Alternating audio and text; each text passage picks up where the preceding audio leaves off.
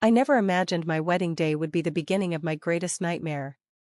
The moment I walked down the aisle, glowing in my carefully chosen white gown, I thought I was stepping into a fairy tale. But fairy tales, as I soon learned, are only stories. Reality is far more cruel. My husband, Ethan, had always been charming. His smile could light up a room, and his words carried a warmth that made you feel like you were the center of the universe. That's what drew me to him in the first place. But standing there at the altar, I couldn't shake the icy glances from his mother, Vivian, and his older sister, Lila. They sat in the front row, whispering to each other as if sharing some inside joke. My stomach twisted. I brushed it off, telling myself I was being paranoid. The reception was lavish, Vivian's doing, of course. She loved to flaunt her wealth and influence. As I greeted the guests, I noticed how Vivian's friends looked me up and down, their smiles polite but their eyes sharp, assessing. "She's lovely," one woman said to Vivian, loud enough for me to hear, "but she's simple, isn't she?" Vivian's response was a laugh that sent shivers down my spine. Yes, well, not everyone can be extraordinary. I clenched my fists, determined to ignore the sting. This was my wedding day. I refused to let her ruin it. But the real blow came later that night during the first dance. Ethan's family had gathered around, clapping and cheering, but their smiles were laced with mockery. As Ethan twirled me under the lights, I overheard Lila whisper to a cousin, "She doesn't belong here. She's out of her depth." The words pierced me like a knife. My dream day was unraveling. When Ethan and I finally escaped to our hotel suite, I confronted him. "Your family, they don't like me, do they?" He sighed, running a hand through his hair. "Don't let them get to you, Kate. They're just protective." Protective? They were mocking me, Ethan. Right there in front of everyone. He kissed my forehead, his tone dismissive. "You're overthinking it. Let's just enjoy tonight." But I couldn't enjoy it. The seeds of doubt had been planted, and they would only grow in the weeks to come. Married life with Ethan was a mix of bliss and bitterness. He was sweet when we were alone, but when his family was around, he transformed into someone else entirely. Vivian's subtle jabs became a daily occurrence, always wrapped in a guise of concern. "Kate, dear," she said one evening during a family dinner, "have you thought about taking etiquette classes? It's just, well, our circles can be quite demanding, and I wouldn't want you to feel out of place." Lila smirked over her glass of wine. "Oh, Mother, don't overwhelm her. She's doing her best, after all." I looked to Ethan for support, but he only gave me a strained smile, his eyes darting away. The breaking point came during a charity gala. Vivian had insisted I attend, even though I felt like a fish out of water among the glittering gowns and polished smiles. As I stood awkwardly by the bar, I overheard Vivian speaking to a group of donors. "She's sweet," she said, her voice dripping with condescension, "but honestly, I expected Ethan to choose someone more refined." Laughter erupted from the group, and my face burned with humiliation. When I confronted Ethan that night, his response was infuriating. "They don't mean anything by it," he said, brushing off my tears. "You're taking it too personally." Despite everything, I tried to fit in. I took Vivian's advice, attending etiquette classes and investing in designer clothes, hoping to earn their approval. But nothing was ever enough. Every effort I made was met with more criticism. One evening, as I sat alone in our apartment, staring at a photo from our honeymoon, something inside me snapped. Why was I bending over backward for people who clearly despised me? Why wasn't Ethan standing up for me? I realized then that I couldn't keep living like this. If they wanted a fight, I would give them one. From that moment of realization, my resolve hardened. I wasn't going to let Vivian, Lila, or anyone else in Ethan's family dictate how I lived my life, or how I felt about myself. If they wanted me to fail, I would give them the fight of their lives. But I quickly learned that standing up to them would come with devastating consequences. My first act of defiance was at a family brunch Vivian hosted at her sprawling estate. The theme was old Hollywood glamour, and I arrived dressed to the nines in a sleek black gown with vintage pearls, channeling Audrey Hepburn. When I walked through the door, all heads turned, and for a moment, I thought I'd won a small victory. Vivian's smile was tight. "Oh, Kate, you made it. I wasn't sure you'd understand the theme. I returned her smile, equally icy. I never miss an opportunity to shine. Lila snorted into her mimosa, but I ignored her. As the brunch progressed, I held my ground, participating in conversations with poise and confidence. I could see their discomfort, Vivian's forced laughter, Lila's exaggerated eye rolls, but I felt empowered for the first time. Until, of course, they retaliated. After the meal, Vivian pulled me aside, her tone sweet but her words venomous. I know you're trying, dear, but perhaps it's best to let the more seasoned women handle the social dynamics. You wouldn't want to embarrass yourself, or Ethan. Her words stung, but I didn't let her see it. Thank you for the advice, Vivian, I said, my voice steady. But I think I'll manage just fine. The conflict with Vivian and Lila wasn't just between us, it seeped into my marriage. Ethan hated confrontation, and instead of supporting me, he retreated into silence. One night, after another heated dinner with his family, I confronted him.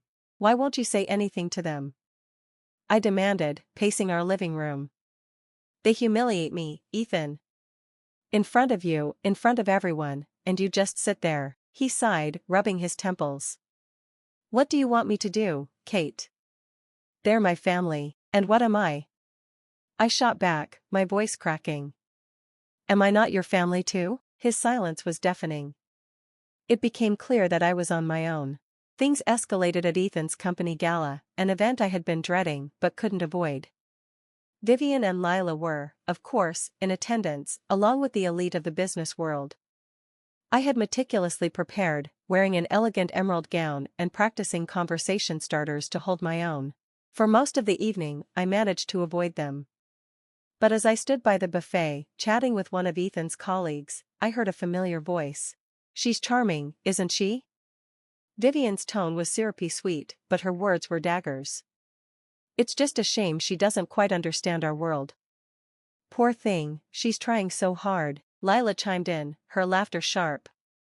It's like watching a child play dress-up.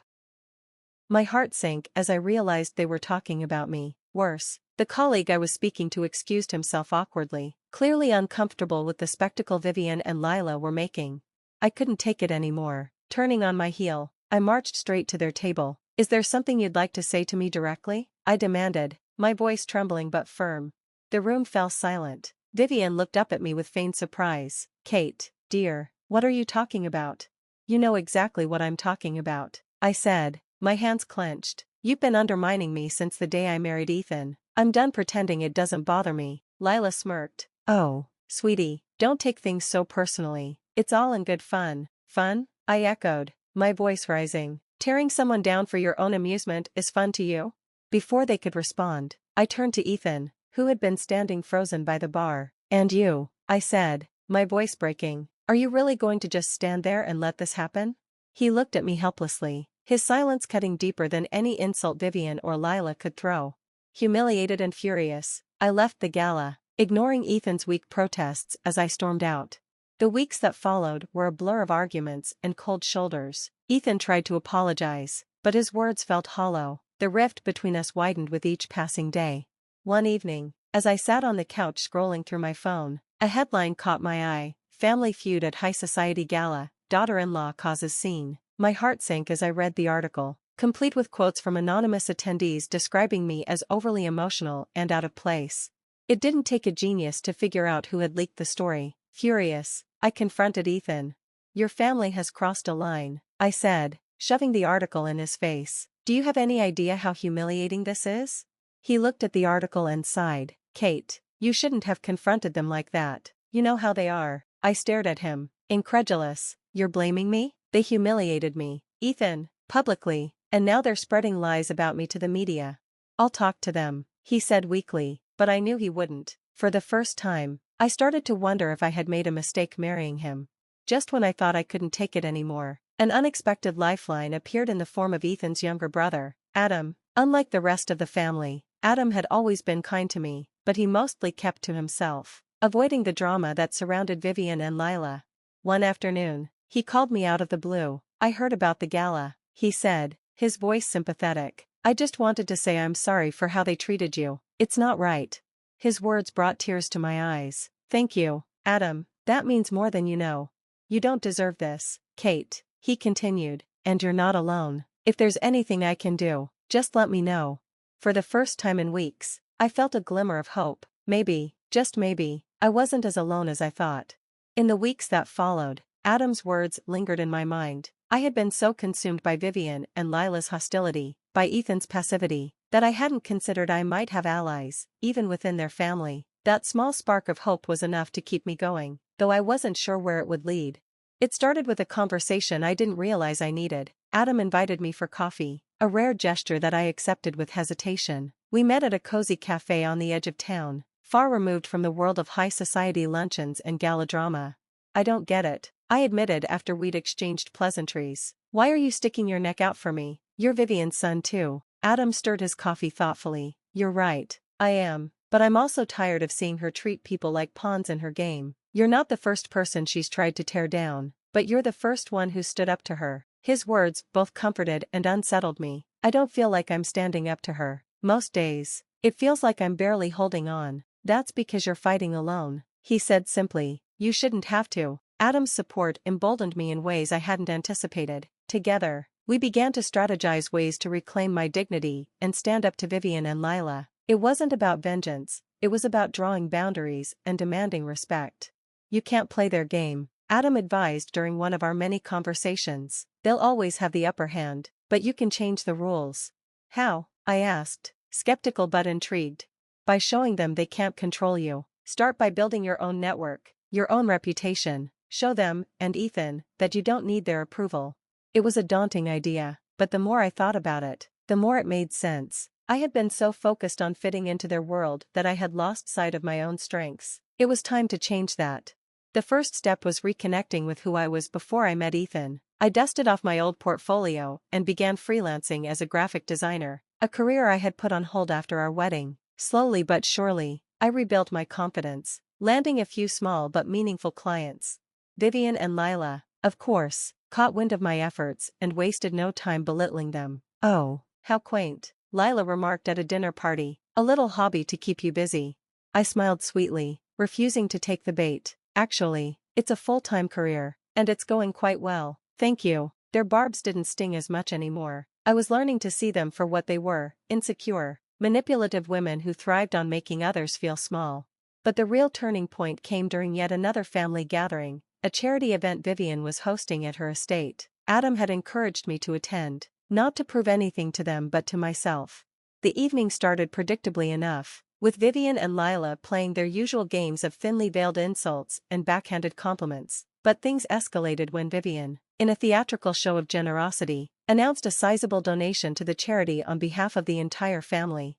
She then turned to me with a saccharine smile. Kate, dear, would you like to say a few words on behalf of Ethan and yourself? It was a trap, and I knew it. If I declined, I'd look ungrateful. If I accepted, I'd be stepping into her spotlight. But this time, I was ready. I took the microphone, my heart pounding but my voice steady. Thank you, Vivian, for your generous donation. I began. It's truly inspiring to see such support for a cause so close to my heart. I paused, meeting her gaze. In fact, Ethan and I have also made a contribution, one that reflects our personal values and priorities. Because at the end of the day, what truly matters is not just the size of the donation, but the sincerity behind it. The room erupted in polite applause, but the look on Vivian's face was priceless. For the first time, I had outmaneuvered her on her own turf. After the event, Ethan pulled me aside, his expression unreadable. Where did that come from? He asked, not unkindly. What do you mean? I replied, feigning innocence. You were so composed. Confident. It's not like you. I bristled at his words, but chose to see the silver lining. Maybe it's who I've always been, Ethan. You just haven't noticed. To my surprise, he didn't argue. Instead, he seemed thoughtful, almost introspective. It was the first time in months I felt like he was truly seeing me. In the days following the event, I continued to focus on my work and personal growth, refusing to let Vivian and Lila's antics consume me. Adam remained a steadfast ally, offering encouragement and advice when I needed it most. But the real breakthrough came when Ethan finally confronted his mother. "I've been thinking about what you said at the event," he told me one evening. "And you're right. I've let them control us too much. That stops now." Hearing those words felt like a weight lifting off my shoulders. For the first time, it felt like we were on the same team. Vivian and Lila didn't change overnight, of course. But they began to sense that their grip on Ethan, and me, was loosening. I stopped engaging with their drama, and Ethan started standing up for me in small but meaningful ways. It wasn't a perfect resolution, but it was progress. And for the first time in a long time, I felt hopeful about the future. Vivian's control didn't dissipate easily. True to form, she staged one last attempt to reassert her dominance. She orchestrated a lavish gala under the guise of celebrating Ethan's business success, but used it as an opportunity to showcase her influence over her family. As the night unfolded, it became clear that I was the centerpiece of her unspoken narrative. She made subtle jabs about my career, my background, and even our marriage. Lila, ever her mother's loyal soldier, followed suit. But this time, I didn't crumble. "I have to hand it to you, Vivian," I said, my voice calm but firm. "You know how to command attention. But I think it's time we all stop pretending that your way is the only way." The room fell silent, the weight of my words settling over the crowd. Vivian's eyes narrowed, her composure slipping for just a moment before she recovered with a brittle smile. "I only want what's best for my son," she replied, her tone icy. "And so do I said. "But what's best for him, and for us, is to build a life on our terms, not yours." To my surprise and relief, Ethan stepped forward, his hand gently resting on my shoulder. "Kate's right," he said, his voice steady. "It's time I stop letting you dictate how we live our lives. I love you, Mom, but we're building something together, and we need space to do that." Vivian looked as though she'd been struck. For years, she had wielded her authority without question, and now her son, the one she'd always counted on, was drawing a line. The power dynamic shifted in that moment, and everyone in the room felt it. Life didn't transform overnight, but the changes were palpable. Vivian and Lila, while still formidable, no longer had the same hold over us. They tested boundaries occasionally, but Ethan and I held firm, presenting a united front. My career flourished as I took on bigger projects and found a supportive community of peers and mentors. Ethan, inspired by my independence, started exploring ways to step out of his mother's shadow in his own professional life. Our relationship grew stronger too. We learned to communicate better, to lean on each other rather than pulling away when things got tough. The challenges we had faced together became the foundation for something deeper and more resilient. Adam remained a trusted confidant, offering wisdom and humor when we needed it most. He even helped bridge the gap between us and Vivian, softening her sharp edges over time. "She'll never admit it," Adam told me one day, "but she respects you. You stood up to her in a way no one else ever has." It wasn't the kind of victory I had once imagined, there were no dramatic apologies or sudden transformations. But I had learned that true strength didn't come from forcing others to change. It came from staying true to myself, no matter the opposition. One afternoon, as I worked on a new design project in the home office Ethan and I had renovated together, I paused to take it all in. The sunlight streaming through the windows, the hum of Ethan's laughter from the next room as he played with our dog, the quiet peace of knowing I was exactly where I was meant to be. The journey had been messy, painful, and at times overwhelming. But it had also been worth it. I had found my voice, my purpose, and a love that was stronger for the trials it had endured. I wasn't just surviving anymore, I was thriving.